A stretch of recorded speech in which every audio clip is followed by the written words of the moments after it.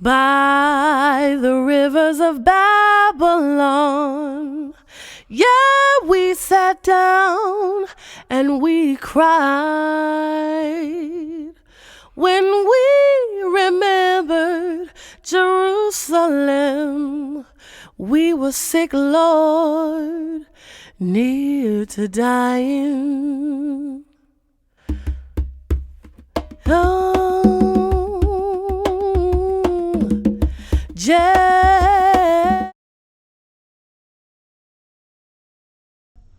Shalom, shalom. Shalom, everyone, and welcome once again to the D.C.B channel. I am your host, Uziel Lewy.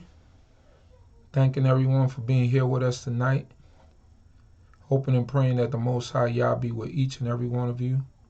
Continue to guide you and protect you. Continue to be and bless our people, Yisrael, scattered in the four corners of the earth. And I hope and pray that Yehovah King will continue to guide our people, keep us and protect us. So hope that everyone is having a great Shabbat day or evening. Hoping that everyone is really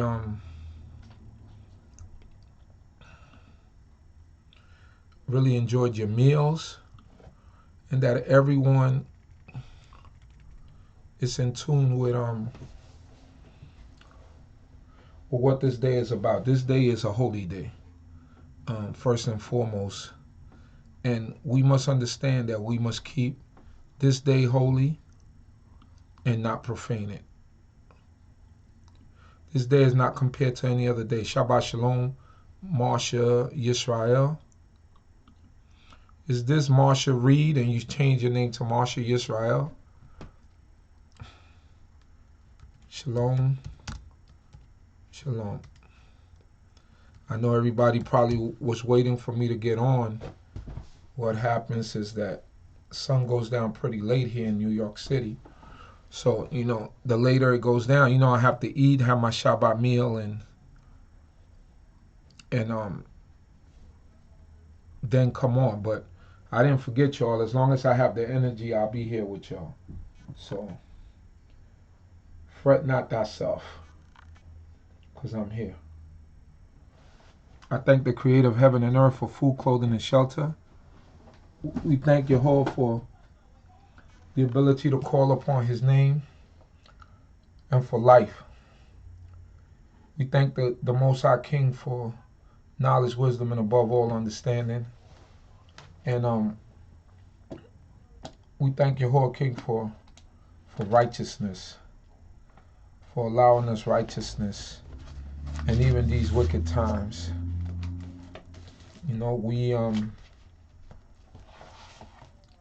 We are allowed to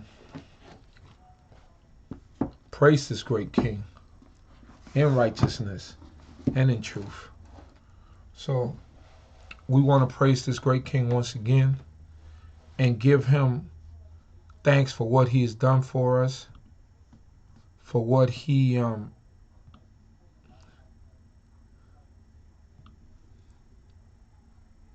for all the good things that He does for us in our lives. I'm praying for all of those people who are going through something on this day, during this week, past week, in a month. All the people that are going through something.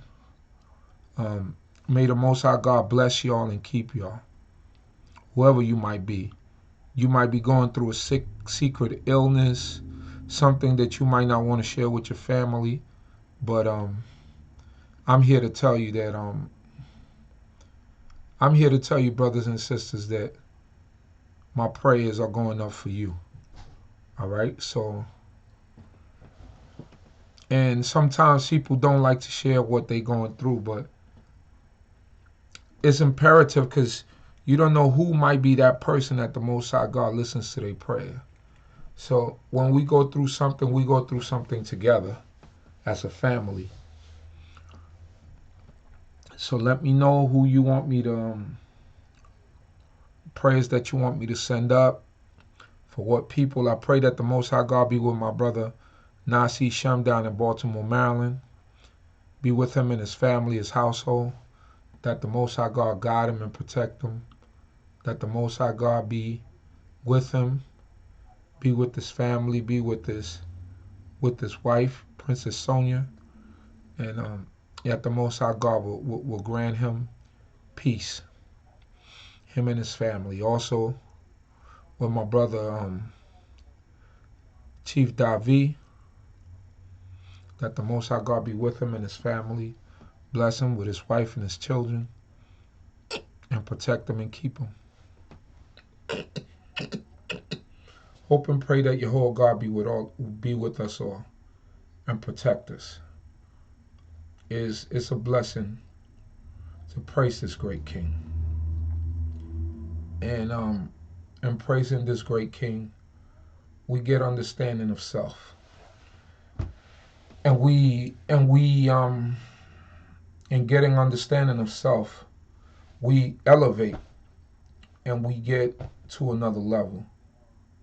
You know, there are many people that don't elevate to the level that you might elevate to. Even people in your family, you try to get them to understand and try to get them to know and see. And they still don't get to that level. They still don't get to that level of understanding. But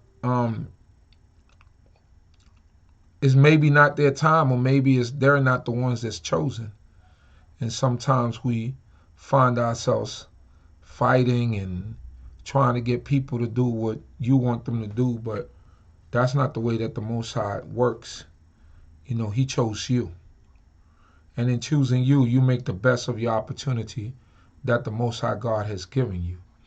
And that's that. We're here to influence people to a better lifestyle. We're here to try to enlighten people to do that which is good and right. But everybody is not going to be receptive to everything that you say. Some people might take it and might take it as a passing type of advice type thing, and they might even do it and entertain you for a couple of Shabbat. They might come in and out. Like during this time, this season of Pesach, you're going to see a lot of people that you haven't seen in years or since the last holy day pop up. And they call them 3 times a year Israelites. But maybe that's what they were given. Maybe that's their portion. That's what they do. So,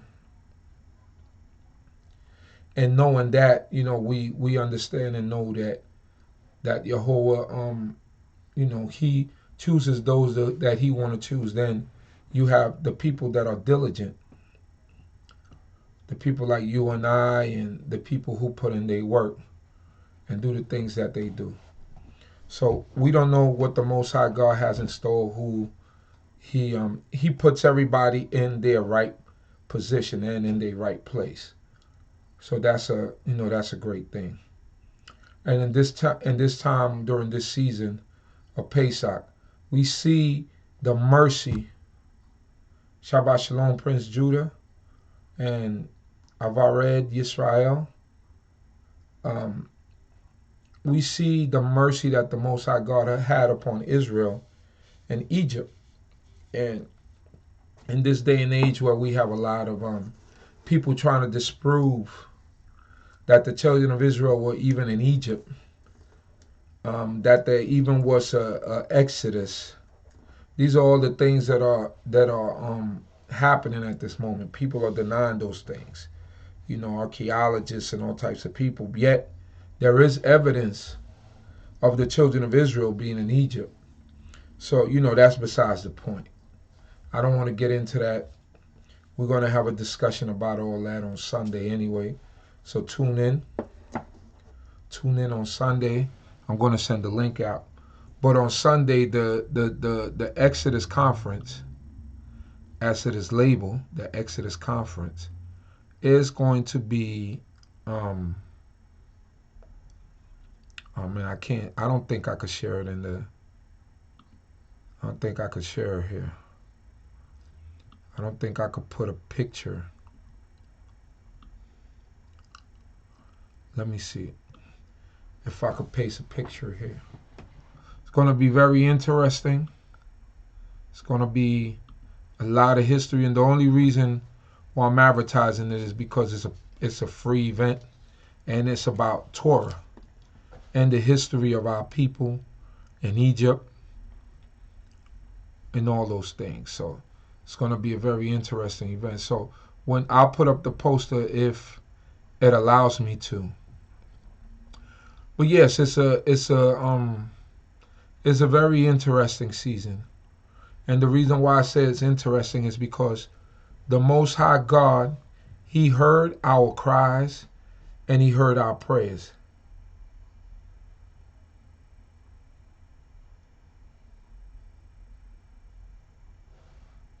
So the Most High showed us mercy. The Most High showed us He showed understanding in dealing with His people, something that many of us don't have. And that understanding, He allowed us to grow as His people, and delivered us out of the hand of the oppressor, which was Pharaoh and the people of Yisrael and the people of Egypt, forgive me. So what we see is that Yahuwah was merciful to us, and He avenged our blood by those who had us captive. So we thank the Most High God for being merciful, for saving us, for keeping us. Shana Tova, Teresa Matthews, Crown Jewel, Naftalia. We thank the Most High God for your life and for everyone else that's in the room. Now let me see here if I could copy this and paste it into the room, if it allows me to. I'm not sure if it allows me to do pictures, so let me see. Nope. So, I mean, you could go to my Facebook page basically and look at it and get it from there, the flyer. So yeah, so in this season of deliverance, and also a season of repentance, and why do I say that is because we have to acknowledge the sins that our forefathers committed in Egypt and the wilderness. All these things caused us to wander around in that wilderness for 40 years. But the Most High King, He found it fit to send a great man like our great father Moses.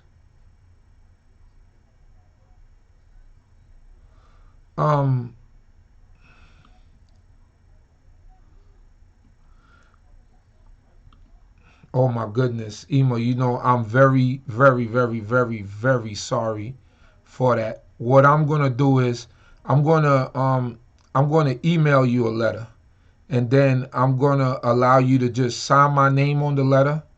I'll get on that. I try to get on that when I get off the stream, and I'll email you the letter. And that way you could have the letter down there and you just sign my name on it and you could take the letter in. I am very, very, very sorry. I'm a busy person, and if you don't remind me constantly, I will forget. I'm a very busy person, so forgive me. It's my fault. I'm very sorry for that. But just give me and I'll email you the letter and let you just sign my name on it.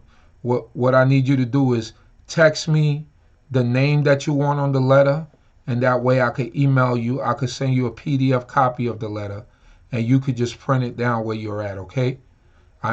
Please forgive me and don't be angry with me. I forget because I do a lot, so please just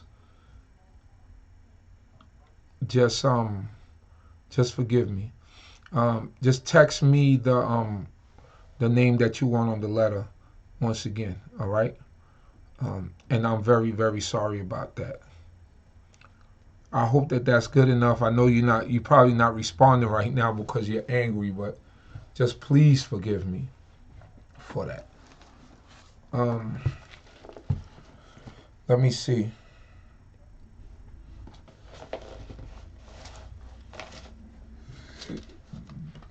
Very sorry for that. So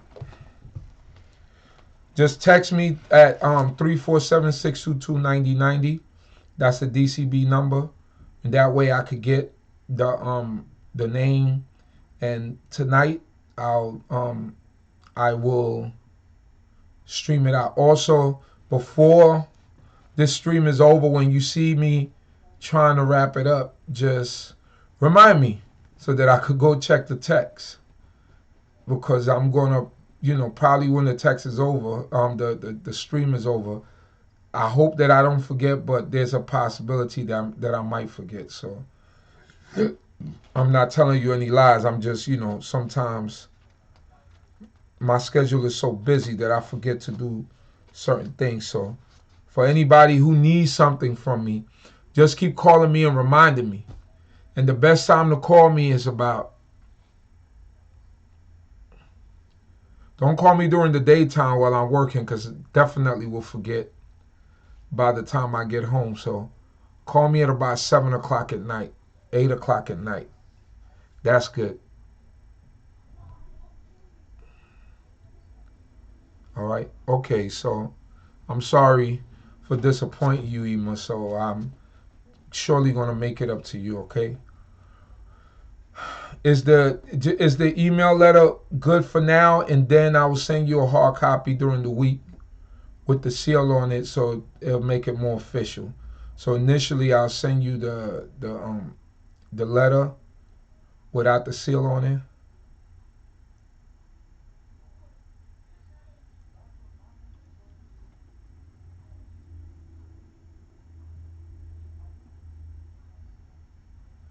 Oh, you're in Jamaica, Bathsheba? Okay, didn't know that.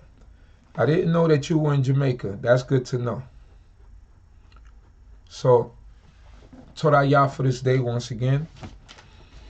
I ask God for forgive me for my forgetfulness with the Akoti and her husband, and I try not to be so forgetful, but it's a bad thing with me.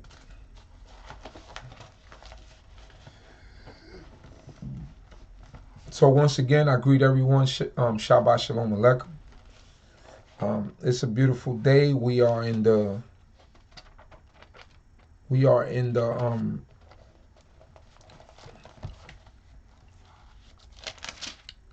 evening, in the night season of the Shabbat, and we thank the Most High God for this day. So now, talking about the Pesach, or the Passover, we see that the Most High God had mercy upon His people, and He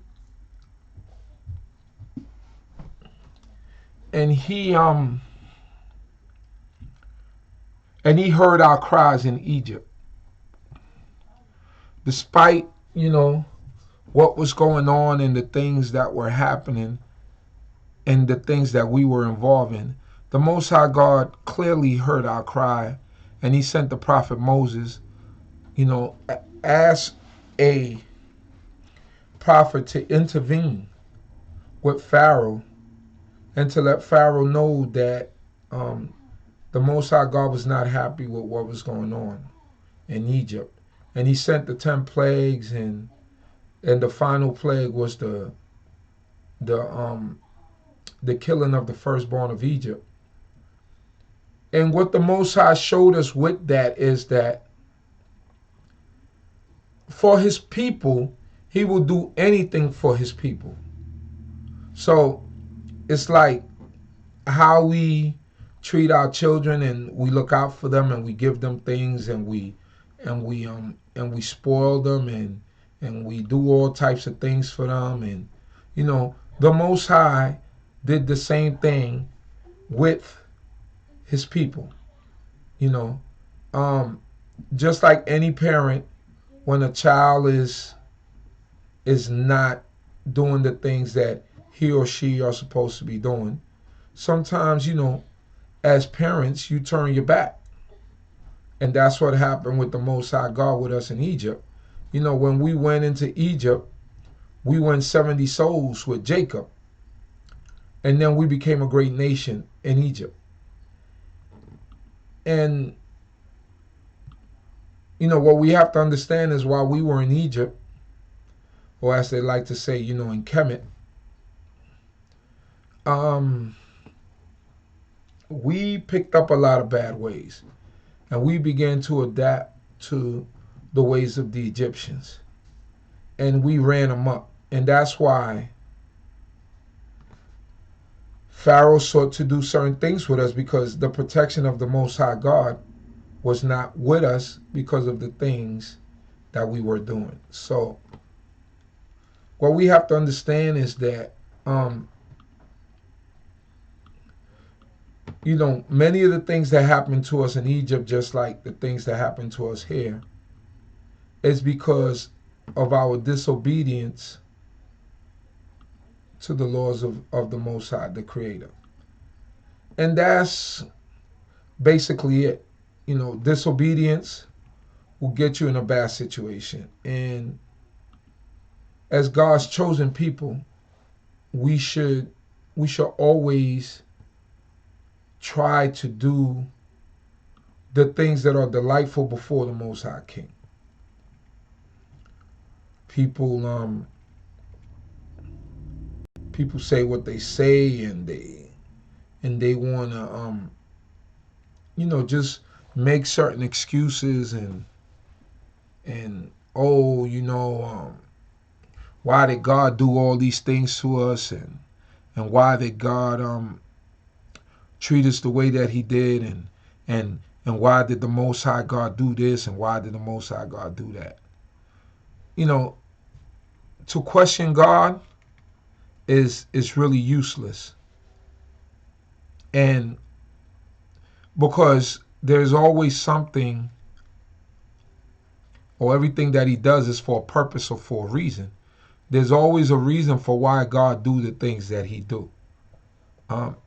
Sometimes we look at situations and we think that they're bad, but they're really not bad, because we might have been inconvenienced for a second. But that inconvenience might be to bring something good, or something that you didn't see that the Most High God saved you from.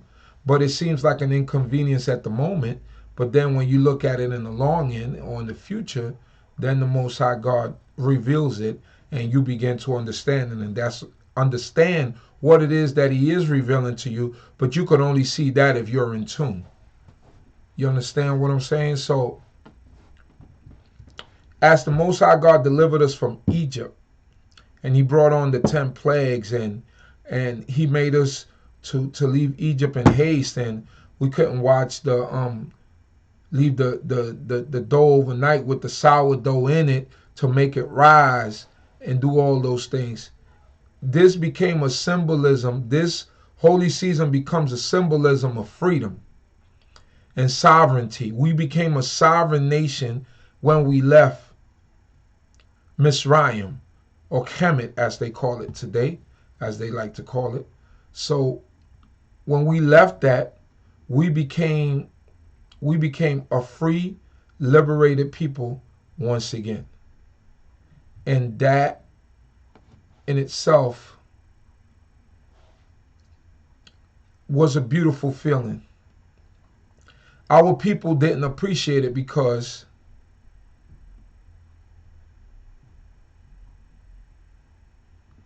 so our people, although they got this sovereignty and they got this freedom, they were used to being slaves. And this is the conditions of even our people today. Our people are used to being slaves. And when I'm talking about slaves, I'm not talking in the sense that we still in shackles or we got yokes around our necks. Far from that. Our people are used to the mental slavery that has us all trapped in. You see, you don't stop being a slave until you gain knowledge of yourself. Once you gain knowledge and you gain understanding and wisdom, then you begin to loosen the bonds of your mind and you begin to grow as individuals, as people, as a family. Our people, when they left Egypt, they had not grown yet. They didn't get that wisdom, knowledge, that understanding. And that's why the Most High had to leave us in that wilderness for 40 years when it was a 3-day journey to Canaan land. He left us 40 years in that wilderness so for us to be able to gain that knowledge, wisdom, and understanding and grow mentally, because it's very hard to bring a slave and make a slave a boss, because a slave doesn't know how to be a boss. You understand what I'm saying? So now you're bringing people that were programmed to be slaves to be bosses, so they don't know how to act. They're going to act just like how the slave master treated them. So the Most High God had to break that out of us, if you get what I'm saying. Because just from certain events that happened, you've seen the children of Israel begin to bicker. They began to quarrel with Moses. They began to do all of the things that are indicative of a slave, that are things that befit a slave. You know, being a boss, you don't want to mess your money up. You become very diplomatic. You do certain things in order to keep things running smoothly. We didn't have that training, so we had to get trained in the wilderness because we were rough around the edges. And the Most High God just gave us a great liberation. He split the Red Sea, and we decided that even with all that being done and said by the Creator, giving us His law, statutes, and commandments, we still decided that we wanted to go sideways and do the things that we wanted to do, or you know, even though the Most High God showed us all these great miracles, it just showed you the condition of the people, our forefathers. And it was unfortunate, but hey, our forefathers were stiff-necked and rebellious. There's no other way to put it. That's just the honest truth. Forefathers were stiff-necked and they were rebellious. And the unfortunate thing is that it cost us many years in the wilderness. So here it is, this people that are in the wilderness wandering, just one day liberty, just one day freedom. And they cannot put it together or see that God is with them, that God has delivered them, that God makes a path and a way for them. This is the mentality of a slave. A slave cannot look past, he can't think long term. A slave only thinks from day to day. A slave only thinks about the opportunity that he could get from one day to another, or how he's going to survive from just one day to another. But a boss or a person that has sovereignty or has the riches of being in a position to be on top, they always think long term. Thus, you know, we in the wilderness, we want to fight with Moses. Although we seen that Moses represented, Moses went to Pharaoh. Moses, the Most High put the power in Moses to go to Egypt and make it seem as if Moses was the one who caused everything that happened in Egypt. At least to the Egyptians, they thought it was Moses. Because just like today in the Kemetic community, they believed that there was no God. Pharaoh believed that there was no God. He said, "Tell me who this God was, or who this God is." So we talking about a stiff-necked people and a people with a lack of understanding. So getting back to the point of a time of liberty and sovereignty, we thank the Most High King for liberty from oppression, which is very important. Liberty from oppression. Let me just read the precept, which is found in the book of Leviticus chapter 23. Going too far ahead. Excuse me.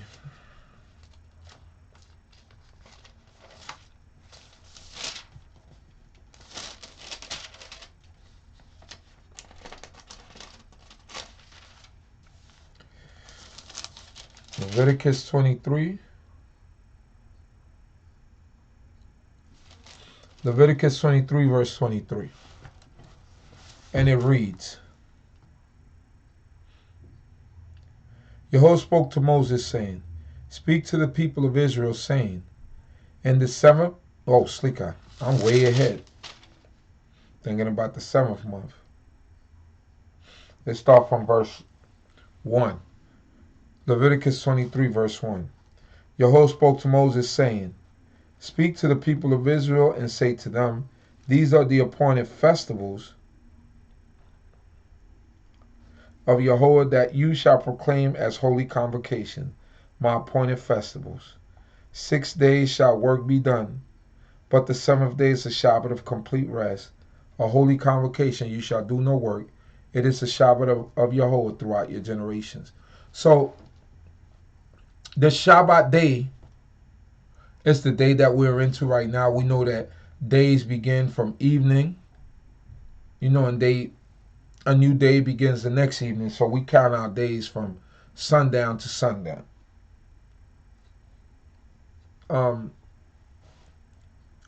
So it begins with the Shabbat day.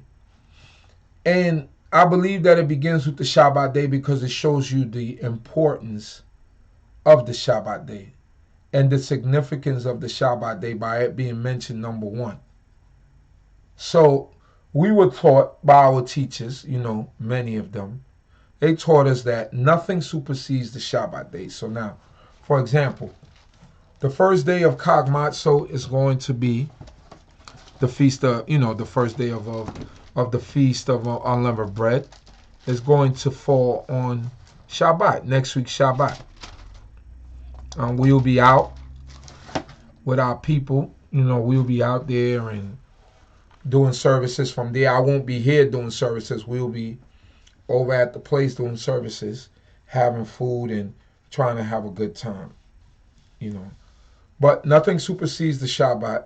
So usually on Pesach, if it falls on any other day besides the Shabbat day, we would indulge in, those who, because we're not a religious people, so we do drink some wine. We will be cooking. We would have been cooking on that day, but because in our congregation, the way that our teachers taught us, that nothing supersedes the Shabbat day. So therefore, when these holy days fall on the Shabbat day, we don't kindle any fire. We don't cook. We don't do any of these things because there are laws for the Shabbat day. We don't make any exceptions like, it's a feast day, we could cook, this is an exception. The Most High doesn't tell us that in the law, so we assume that the Shabbat day is the holiest of all the days and that the Shabbat day stands apart from any other days. So next week we won't be doing any cooking on the Shabbat.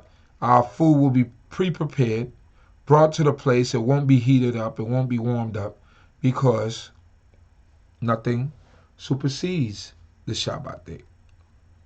Now, I know some people came up in some places that, did do certain things on the Shabbat.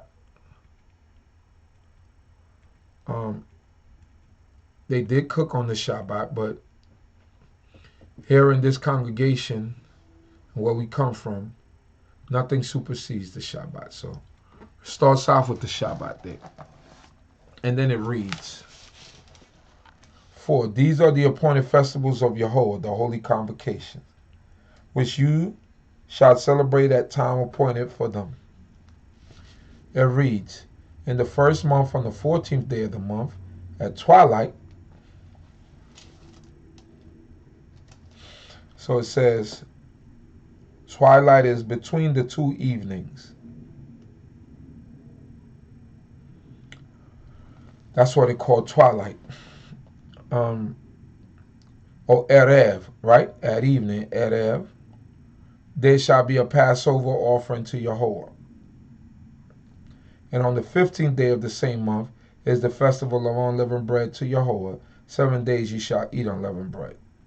So it says, at the time appointed for them, in the first month, on the 14th day of the month, at twilight, there shall be a Passover offering unto Yahweh.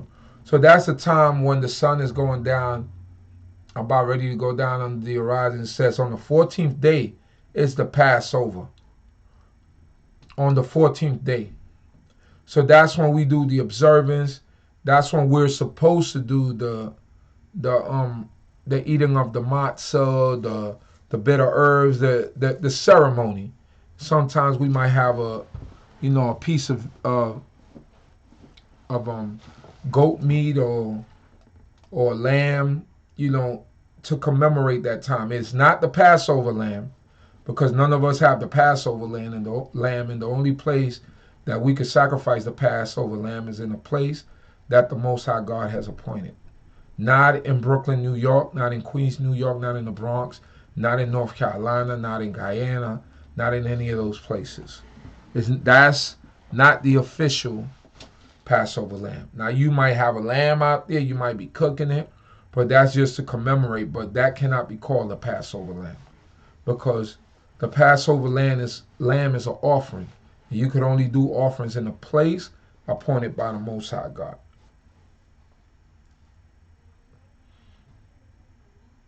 And on the 15th day of the same month is the festival of unleavened bread to Yahweh. So on the 15th day, when it gets dark, when the sun completely goes down, then begins the feast of unleavened bread. So the Pesach time is a brief period of time. Remember, this lamb will be cooking way before sundown. You'll be preparing it before sundown. Remember that. It will be prepared before sundown. It says, on the first day you shall have a holy convocation. You shall not work at your occupations, meaning this is not a day that you go to school. I mean, it's going to fall in the Shabbat, but if it didn't fall in the Shabbat, school, work, any of those things is out. We cannot do that. Any of our occupations, that means our jobs that we do for gain and for money, we cannot do that on this actual day. For 7 days you shall present Yahweh's offerings by fire. So it's telling us for 7 days we present the offerings by fire. That's speaking exactly to the priest, because this is the job of the priest. And on the 7th day, there shall be a holy convocation.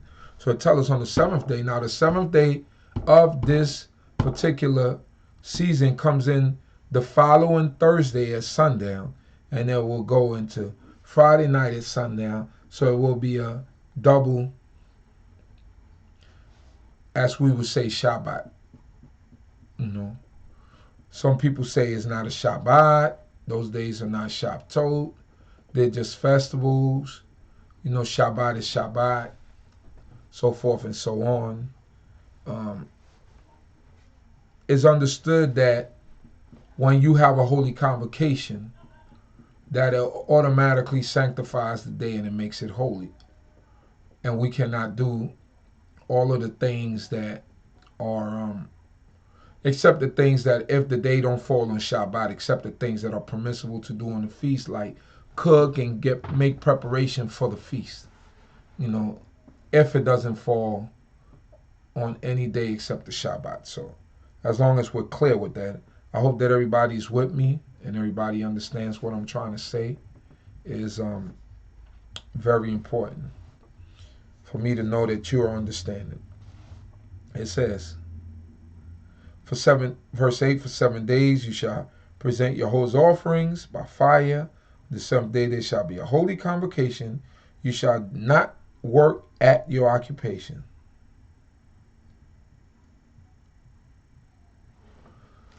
So that's that. Let me see. Find something else in here.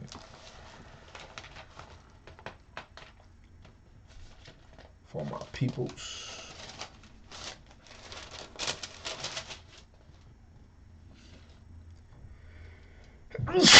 Slika.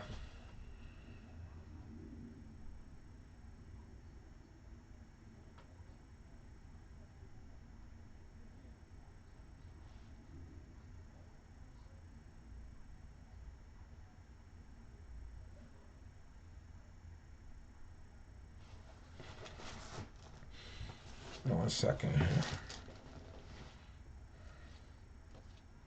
Trying to find this precept for you.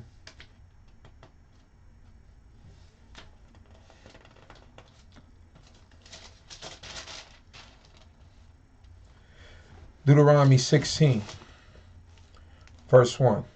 Observe the month of Abib, right, or new moon, by keeping the Pesach to Yehovah your God. So, observe the month of Abib. So now notice when you get Jewish calendars, it tells you that the month is called Nisan.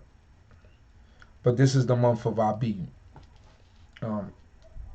So it tells you to observe it by keeping the Pesach to Yehovah your God. From the month of Abib, Yehovah your God brought you out of the land of Egypt. So observe it because it is holy day. And also remember it because he brought us out of Egypt, as I gave the explanation earlier. When he brought us out of Egypt, it helped us to become sovereign, to become an independent nation.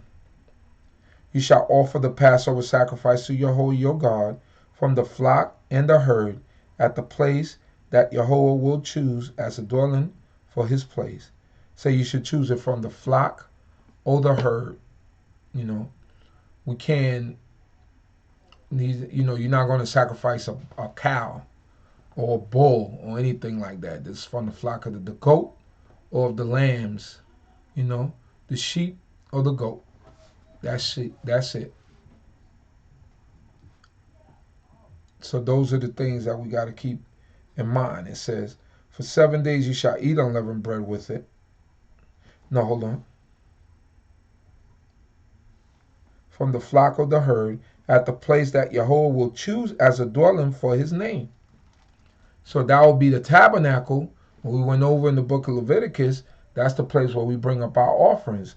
And when Solomon built the temple, it was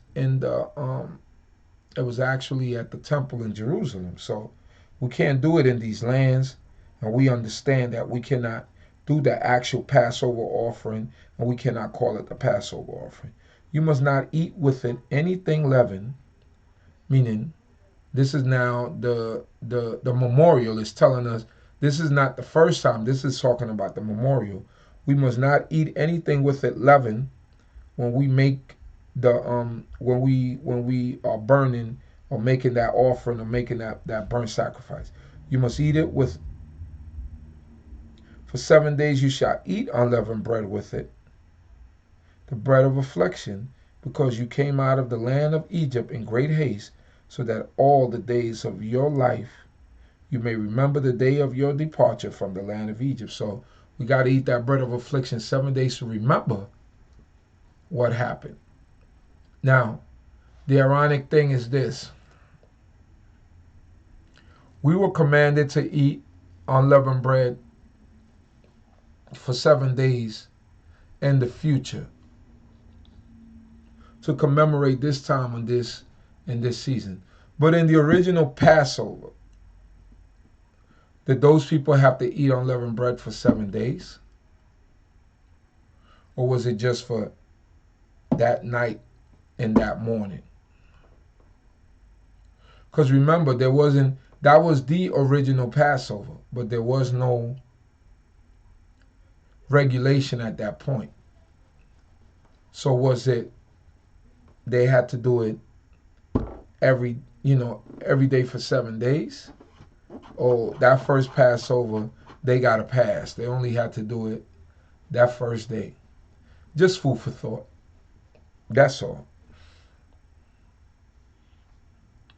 Verse 4. No leaven shall be seen with you in all your territory for 7 days. Leaven, seor, right? We already discussed that. Is the thing that makes bread rise. Today we know it as yeast, baking powder, things like that, those type of agents. It's not talking about an egg or anything like that. It's talking about things that make bread rise, that are specific to bread. And this, through the years, we've gotten this thing lost to where we started talking about you got to eat everything like that. You got to make sure that it doesn't stay overnight. It's talking about sour dough to put into the meal to make some more bread in order for it to rise. That's what it's talking about. And none of the meat of what you slaughter on the evening of the first day shall remain until the morning. So it says, and none of the meat of what you slaughter on the evening of the first day shall remain until morning.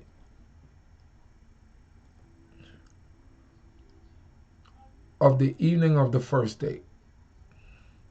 So none of that shit. So whatever you slaughtered as the Passover lamb or the Passover goat, whatever it might be, listen, don't let it remain until the morning. Make sure you burn it off because it is an offering. It is holy. You're not permitted to offer the Passover sacrifice within any of your towns that Yahweh your God is giving you. So it's reiterating that this offering cannot be done in our individual spaces. It has to be done in the place appointed by the Most High. And like I said earlier, it was Jerusalem, or in the wilderness, it was by the tabernacle. But as a place that Yahweh your God will choose as a dwelling for his name, only there shall you offer the Passover sacrifice in the evening at sunset, the time of the day when you depart from Egypt. Right? The time of the day when you departed from Egypt. You shall cook it and eat it at the place that Yahweh your God will choose. The next morning you may go back to your tents. Verse 8. For 6 days you shall continue to eat unleavened bread, and on the 7th day there shall be a solemn assembly for Yahweh your God, when you shall do no work. So there it is. So, basically I've given you the rundown and the precepts. I've given you all the things that you need to know about it. So we thank the Most High God for this time once again. I've read Yisrael. I'm going to try to get on that right now, send you that letter.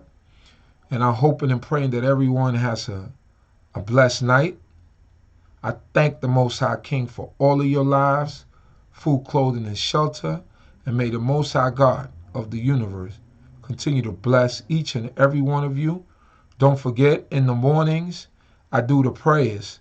If you want me to pray for anyone, I know that a lot of people don't get up that early in the morning. I pray from 6:30 to 7. So I know many of you don't get up that early, but I'm always up. So what I'll do is text me whom you want me to pray for at 347-622-9090. Once again, 347-622-9090. That way in the morning I'll be able to pray. The prayer service will be up on the YouTube page, and whenever you wake up, you could come and read along with me. But if you do wake up that early, I will be on from 6:30 in the morning. 6:30 in the morning, or from 7 to 7:30, one or the other. It could be either 6:30 to 7 or 7 to 7:30. It will go out. You will see the stream, and once you see it, the showing that I'm live, then you just click on it and come on. Also, don't forget on Sunday. The only reason why I'm making this announcement is because it's a free event. Will be the Exodus Conference. Don't forget to support. If you're not going to be able to make it, we will have a live stream, and I will share that stream with you all when the time is near. So, and there'll be an ample time. So, once again, to my people, may the Most High Yah bless each and every one of you, that Yahweh continue to be with you and protect you. I hope that the stream was good tonight. I'm not sure, but if it wasn't, this is the next time. Shalom Aleichem. May Yahweh King continue to be with us all. Hallelujah.